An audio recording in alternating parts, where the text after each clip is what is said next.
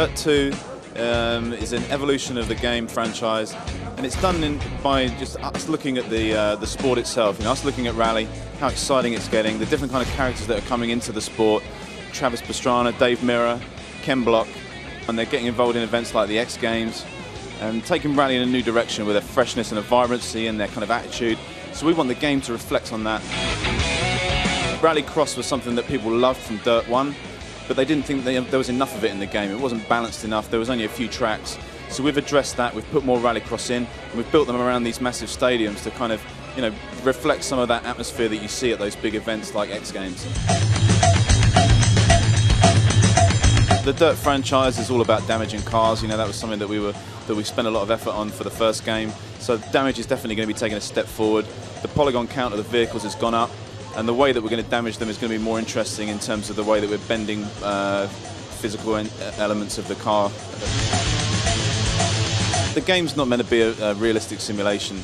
It's meant to be pick up and play. You know, anyone should be able to get some fun out of this thing. There was some feedback after Dirt 1 that the consumers, they loved the way that the game played, and they loved the way that you could damage the vehicles, but sometimes they just didn't want to be punished in terms of the way that was performance damage. You know, the way that it was going to affect your steering and your handling.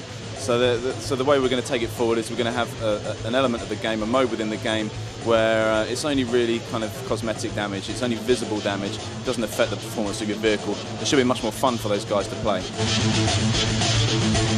Something that consumers fed back on as well from Dirt 1 was that they wanted to be able to customize their vehicles. You know, they wanted to put packs on them and expand them and use them in different ways in different races. So this is something that we're going to allow them to do in Dirt 2.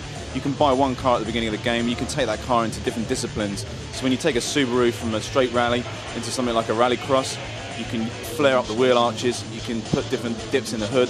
You can basically customize the vehicle so that it's more in tune to that type of racing. There's other race elements as well, like hill climb. For that one, it's going to be more about tuning up beefing up the engine and putting a big spoon on the back of it so you can get more downforce and get it up to that 850 brake horsepower that they use. Dirt 1, we got a lot of feedback from consumers that they didn't like the online mode as much as as the guys in Europe did, because it was all about point-to-point rally. And point-to-point rally is what the game's been famous for. It's our heritage, so we needed to take care of that for that audience. But the guys in the US, they wanted to do multi-car racing, the Rallycross stuff, you know, the raid stuff, and do that online. So that's the step forward that we're making for Dirt 2. We're going to make the whole game online, every track, every discipline, multi-cars, up to 8 of you, and especially bringing in those stadium locations. For me, the jumps are awesome. You know, I've been playing a build of the LA Stadium, and there's a massive jump in it, and I just can't resist just turning around and going back and doing it over and over again, because it's all about hitting it at the right speed. You know, 1 mile per hour can mean 20 feet when you go over that jump. So it's really important, and it makes it really fun that you actually have to nail it in the right direction and get the right amount of air. Dirt 2 is coming out in September 2009 on 360, PS3, PC, Wii, PSP and DS.